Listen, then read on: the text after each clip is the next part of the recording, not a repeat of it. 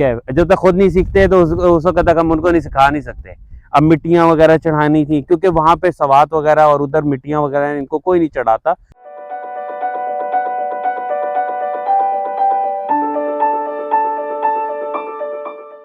अस्सलाम वालेकुम, मेरा नाम है अब्दुल बशर और आप देख रहे हैं यूट्यूब चैनल खिदमत किसान जिद्दत के साथ हाजिर हैं आपकी खिदमत में एक नई मालूमाती वीडियो के साथ। आज हमारे साथ मौजूद हैं जी एक यंगेस्ट किसान उसैद भाई हमारे साथ मौजूद, ज़िला रहीम यार खान के एरिया में हम। तो ये अपने इलाके में नया ही लगाया था, तो इनके साथ इनका एक्सपीरियंस पूछेंगे और पूछेंगे कि किन किन चीज़ों की ज़रूरत है और उन्होंने कैसे यानी कि इम्पोर्ट किए पौधे, और अगर किसी ने बाग वगैरह लगाना हो तो इसको कामयाब करने के लिए।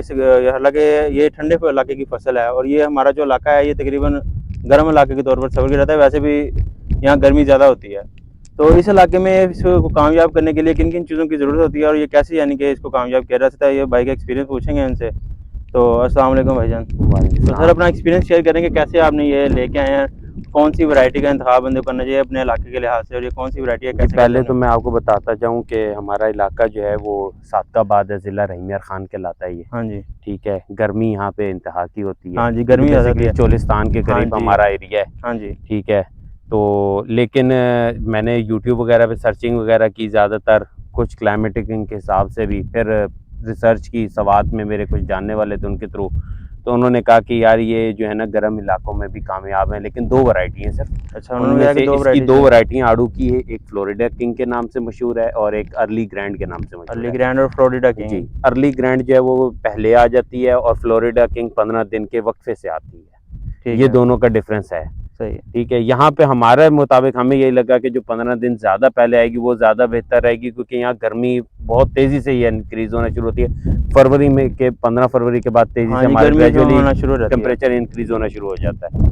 क्योंकि हमारे यहाँ इसका फ्रूटिंग जो अभी इस साल हमारे पास थोड़ी सी लगी, हमने उससे एक अजम्पशन की है कि हमारे पास जो है ना अप्रैल और मई के पहले वीक के अंदर हमारे पास ये ख़त्म हो जाएगा। मार्च के एंड में हमारे पास फ्रूटिंग शुरू हो जाएगी। अगर जितनी मेहनत करेंगे उतना ज़्यादा जल्दी से हम इसको तैयार भी कर सकते हैं। और ये हम इसका ना लेट विजिट कर सके हैं इसका, तो थोड़ा सा ना इन्फॉर्मेशन मिलते मिलते टाइम लग गया, वरना आपको इसका प्री विजिट करवाते और हम इसका फ्रूटिंग का जब शुरू होता है तब भी दिखाते, और जब यानी कि फ्रूट उतरता है तभी बताते हैं। अब तो ये फ्री हो गए हैं बिल्कुल। भाई बता रहे थे कि यहाँ पे जो है ना वो जल्दी शुरू हो जाती है इसकी ना फ्रूटिंग उतरना, क्योंकि फिर गर्मी ज़्यादा पड़ना शुरू हो जाती है, इससे पहले फ्रूट तैयार हो जाता है।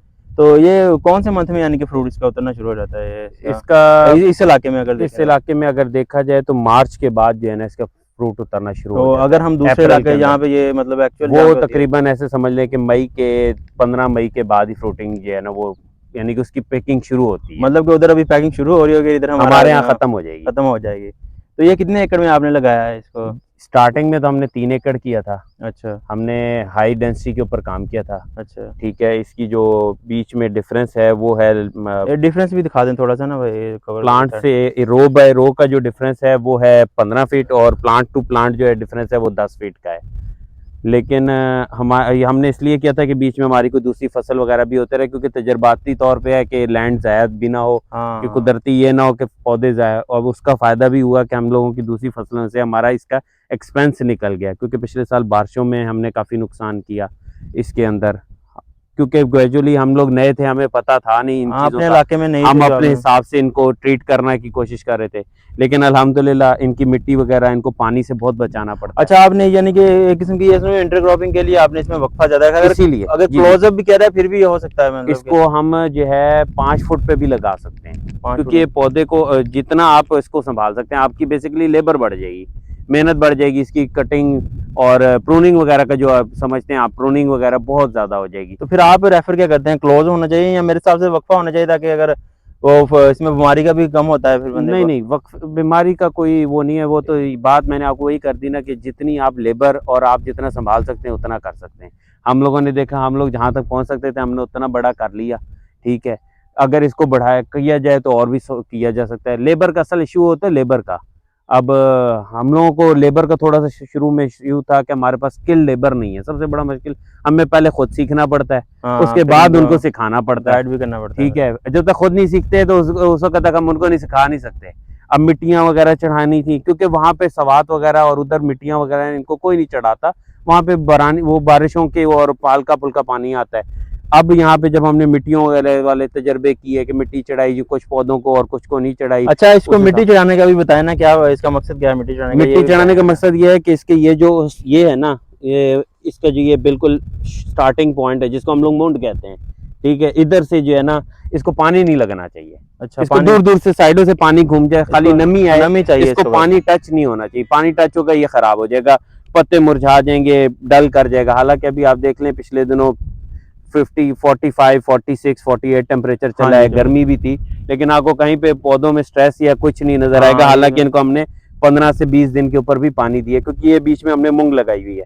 ये एक पानी के बाद ये अब बारिश हुई है, उसके बाद हमने इसको पानी नहीं दिया, लेकिन पौधों की हालत देखें फिर भी इनको कम पानी चाहिए, बस नमी इनको पानी, हाँ अगर पानी ज्यादा देंगे तो ये मुंह गिरा जाएंगे, मुंह खराब कर लेंगे, इनको फंगस का इफेक्ट ज्यादा हो जाएगा। इनको बीमारियों में ज्यादातर फंगस की बीमारी आती है, सही, और कोई बीमारी नहीं है ज्यादातर। और ये वैरायटी अब आपने कौन सी लगाई? एक ही वैरायटी लगी है? दो एक ही वैरायटी लगी हुई है, अर्ली। क्या नाम है इस variety? Early grand. Early grand लगी हुई है। फ्लोरिडा किंग हमने नहीं लगाई थी, वो 15 दिन के बाद आती है। अच्छा, तो हमने अर्ली ग्रैंड को ही तजवीज किया था कि यही लगानी। तो वो अपने एक्सपीरियंस से क्या करते हैं, आगे बढ़ाने का सोच रहे हैं इसको, या फिर अभी इंशाल्लाह अभी ये तो हम लोगों ने फिर मैंने तकरीबन 700 पौधा लगाया था इन 3 एकड़ों में। अच्छा, फिर जो पिछले साल पौधे कुछ डैमेज हो गए, फिर हमने ये डिसाइड किया कि पहले इसको चेक किया जाए फिर बढ़ाया जाए। फिर हमने इसको जो है ना इस जगह के अंदर ही 1.5 एकड़ के अंदर इसको पूरा कर लिया था।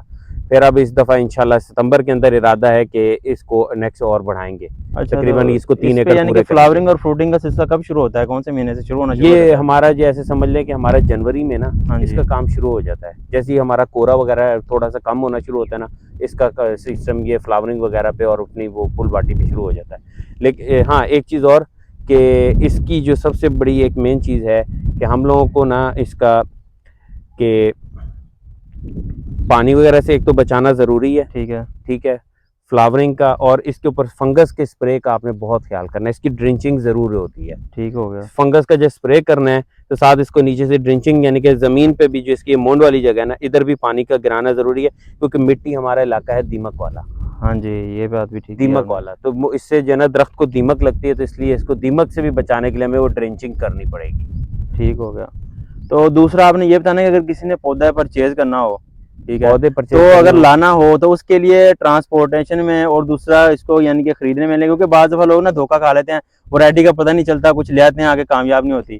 तो आप ले आए हैं, अब आपको तो एक्सपीरियंस हो गया ना कि किस तरह का यानी कि लाना चाहिए और क्या क्या तरीका यानी कि इसके लिए रिक्वायर्ड है, तो बेहतर यानी कि हालत में पौधे पहुंच जाएं। सच बात तो ये है कि देखें आजकल हर कोई धोखेबाज। हाँ जी, बस यही बात है, सच बात ये है कि धोखेबाजियां भी बहुत है, सब कुछ। हाँ जी, हम लोग तो यही प्रेफर करेंगे जो बेहतरीन इदारा है वो सवात का ही है। अच्छा, सवात सही है, ठीक है। मैं खुद सवात में मुतमईन था तो मैं सवात गया हूँ, हालांकि पतोकी से भी मिल रहे थे। हाँ जी, लेकिन मैं सवात गया था। शिकायत आती है कि मैं खुद अपनी गाड़ी पे गया था, सीटें मैंने खोली थी, मैंने सीटें खोल के अंदर रखी, मैं जाऊंगा अपनी गाड़ी पे जाऊंगा, उसी में डालता लाऊंगा मैं अपनी, मेरे पास वैन है, ठीक है, उसके ऊपर मैं लेके आया था। लेकिन जो हमने अपने यहाँ पे ज़्यूम किया है कि अगर किसी को पतोकी वगैरह से मिल जाए और अच्छी बिल्कुल प्योर वैरायटी मिल जाए, किसी की जान पहचान हो, अच्छा जानने वाला हो, तो वो वहाँ से ले, क्योंकि हमारे इलाकों में गाची वाला जो पौधा होता है ना, जो मिट्टी के साथ होता है, वो ज़्यादा बेहतर रहता है, क्योंकि उसको एक तो हमें लगाना भी चाहिए सितंबर में, अक्टूबर में, हमारी जो यहाँ पे टाइम होता है ठंड का, क्योंकि ठंड आती है ना, ये पौधा ठंड में सर्वाइव इसके लिए बहुत आसान, वही ना, ये पौधा है ही ठंडे इलाके का, तो वो पहला इसको वो सर्दी गुजार चुक जाता है, फिर आगे जब गर्मी आता है ना उस वक्त तो इसकी जो रूट्स की जो है ना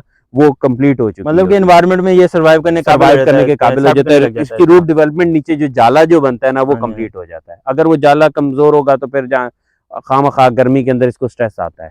तो फिर आप यही प्रेफर करेंगे सवाद से ही लें? सवाद से देखिए, मैं तो ये कहता हूँ कि सवाद से मेरी तरफ से बेशक ना लें, वो पतोकी से भी ना लें, जहाँ से उनको मिले वहां से लें। नहीं, फिर आपने एक्सपीरियंस कर लिया ना, अगर अच्छी वैरायटी देखिए, प्योर वैरायटी जो लेके आए हैं, बिल्कुल, असल में इसमें प्योर वैरायटी का होना बहुत जरूरी है। सही, प्योर वैरायटी, वही ना, प्योर, यही तो मसले बनते हैं, ठीक है। और एक और चीज जो मुझे आज याद आ गई कि जिनसे मैं लेके आया था, उन मेरे वो पुराने जानने वाले हैं, तो उन्होंने मुझे ये बोला था कि इसकी जो ये है पैबंद वाला, जिसको हम लोग ग्राफ्टिंग है। हाँ जी, ग्राफ्टिंग, ठीक है, ये ग्राफ्टिंग वाले हैं। तो इसमें जो आपने देसी आड़ू के ऊपर ग्राफ्टिंग लेनी है, सही है, देसी पे आपने लेनी है ग्राफ्टिंग, उसका पौधा जल्दी तैयार होगा, ज्यादा अच्छा रहेगा। बेसिकली उसमें जो देसी के अंदर से वो ताकत में, तो फ्रूटिंग जल्दी देने लग जाते हैं, दूसरा टाइम कम लगता है, टाइम कम लेगा, छोटा साइज रहेगा उसका, और जो है ना बेहतर रहता है, क्योंकि वो हमारे एनवायरनमेंट वगैरह में जल्दी, क्योंकि हमारी जमीन हमारे है तो हमारे इसी मुल्क का ही ना, तो वो एनवायरनमेंट वगैरह में उसके लिए सर्वाइवेबल है। मुझे उन्होंने यही बात की थी कि है। ग्राफ्टिंग में आपने ये लेना है, इसका फल भी अच्छा होता है, इसका साइज अच्छा होता है। सही है। जो देसी हमारा आड़ू है ना, उसका साइज अच्छा होता है, तो इसको अगर उसकी ग्राफ्टिंग में लेंगे तो वो ज्यादा अच्छा रहेगा। तो बाकी जब इसका यानी कि फ्लावरिंग शुरू होती है, फ्रूटिंग शुरू होती है, तो इसके लिए कोई स्प्रे या कोई मतलब फ्रूट का साइज इंक्रीज करने के लिए वो या फिर टेस्ट के लिए? वो हर बंदे के ऊपर है कि वो कितनी मिठाई इसके अंदर डाल सकता है। हाँ, ये इसके ऊपर तो ऐसे समझ लें कि यार 50 फल भी लग जाएंगे, 100 भी लग जाएंगे। फिर ये है कि आपने उसको कितने कामयाब कर लेते हैं, किस तरह का कर लेते हैं, वो आपके ऊपर डिपेंडिंग है। वैसे इनके वही खादे, कोई इसमें कोई रॉकेट साइंस नहीं है। वही यूरिया, डीएपी, यूरिया का कम इस्तेमाल होता है क्योंकि प्लांट है, तो इसके अंदर यूरिया का कम इस्तेमाल होता है कि इसकी ग्रोथ जो है रूट से होती है। फ्रूट से होती है। इसको डीएपी और पोटाश, गवारा हो गई, इस तरह की खादों से ज़्यादा अच्छा बेहतर रहता है इनका रिजल्ट। ज़्यादातर मैंने जो एक्सपीरियंस किया है वो इसमें गोबर की खाद सबसे ज़्यादा एक्सपीरियंस किया है। सही है, वो भी वो बेहतरीन सबसे है। बेस्ट गई है। मैंने पिछले साल ऑर्गेनिक यूरिया- है और बेहतरीन। अभी मैंने सर्दियों में इसको जो है ना गोबर की खाद ही डाली और कोई चीज़ नहीं डाली। ठीक वो है। तैयार करके गला के उसको जो है डाली, तो उसमें मैंने इनकी जितनी ग्रोथ नज़र आ रही है, ये 80% ग्रोथ उसी के ऊपर हुई हुई है। यूरिया वगैरह और डीएपी पे इतनी हमें नहीं नजर आई। सही है। और अब इस दफा जो आपने फ्रूट लिया इसमें कोई देखा है कि डिजीज कोई मतलब कि पेस्ट या इस नहीं, तरह का कोई? अल्हम्दुलिल्लाह डिजीज वगैरह कोई नहीं देखा। लेकिन अगर जब वो तो थोड़ा सा हुआ ना, तो हाँ। डिजीज भी इतना नहीं आया, लेकिन जब ज्यादा होगा तो मे भी आ भी जाए। चले हम इसका ना फिर ये चीजें दिखाने के लिए इसमें आपको वाइट फ्लाई वगैरह का और हाँ। जो है ना सब तेले का जरा ज्यादा होता है, इसे- जेसेड वगैरह का टैग। सही है। तो इधर हुआ था अभी जो आपने नहीं, अभी हुआ नहीं था। जो आपको बताया गया है मतलब कि ऐसा होता है जो होता है, लेकिन हुआ नहीं अभी। वो। और दूसरा हमारा इलाका ऐसा है कि कॉटन वगैरह साथ हाँ लगी जी, होती है। वहां से भी अब फिर ये साथ हमने ये मूंगी क्योंकि लगाई हुई व्हाइट है। फ्लाई सारे ये पेस्ट तो कॉटन के ही हैं। ये तो व्हाइट फ्लाई हाँ या जी। फ्लाई जब वो वहां पे होगी, साथ होगी, तो वो यहाँ से उधर से हाँ, उड़ के यहाँ पे आती है, आराम तो फिर से। हमें खामखा थोड़ा बहुत हल्का फुल्का इसके ऊपर स्प्रे करना पड़ता है इनको सही बचाने है। के लिए। तो बाकी हम इसका जनवरी में फिर प्री वेज करेंगे, फ्लावरिंग इसकी शुरू हो जाती है फिर? वो जिस टाइम भी होगी आप मुझे अपना कांटेक्ट नंबर दे देंगे, हाँ, मैं तो आपसे आप रब्ता अपना कॉन्टैक्ट नंबर शेयर कर देंगे साथ, अगर किसी ने कोई इन्फॉर्मेशन लेनी हो इसके बारे में बिल्कुल हो जाएगा। तो आप कॉन्टैक्ट नंबर अपना शेयर कर दें। 0300 6700 242। तो फिर ये स्क्रीन पे भी शो होगा आपको भाई का नंबर। और फिर इसका ना जनवरी में हम प्री विजिट करेंगे, जब फ्लावरिंग शुरू हो जाती है इसकी, तो तब मजीद यानी कि करेंगे, फिर जब फ्रूटिंग उतरेगी फिर उसके भी मुकम्मल जरूर करेंगे। इंशाल्लाह।